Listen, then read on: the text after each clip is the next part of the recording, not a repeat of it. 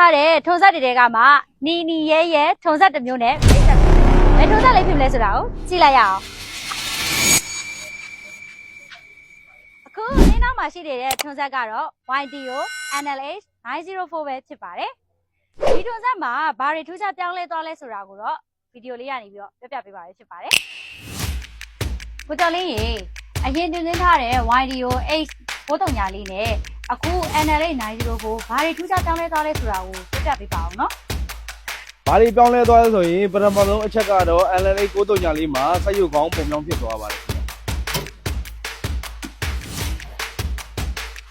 ရှိတဲ့အနေထားမှာလည်းမြေပြင်ကွင်းလင်းမှုဟာ2ပေနီးပါးကင်းလွတ်ပါတယ်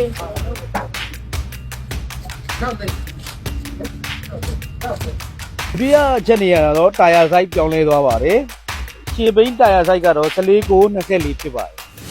နောက်တာယာဆိုင်ကဆိုရင်ပြေ18434ကိုပြောင်းလဲတက်ဆင်ပေးထားပါတယ်ဟိုအဲကနနာကိုလည်းအချောင်းရှင်းပြောင်းလဲတက်ဆင်ထားပါတယ်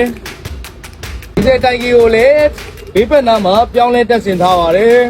စက်ရုပ်ကောင်းပုံပြောင်းဖြစ်သလိုတိုင်ခွက်ကိုလည်း digital တိုင်ခွက်ပြောင်းလဲတက်ဆင်ပေးထားပါတယ်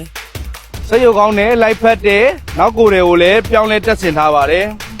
ဒီလိုမျိုးထူးခြားပြောင်းလဲသွားတဲ့ YDO NLH 939လေးကို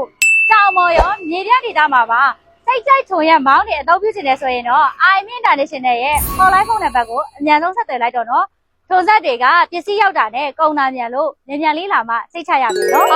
ဒါနဲ့နောက်ဗီဒီယိုတွေမှာဘယ်ငင်းကောင်ရေးအကြောင်းကိုတင်ပေးမလဲဆိုတာကိုသိရဖို့ like and follow လုပ်ဖို့မင်းနဲ့နော်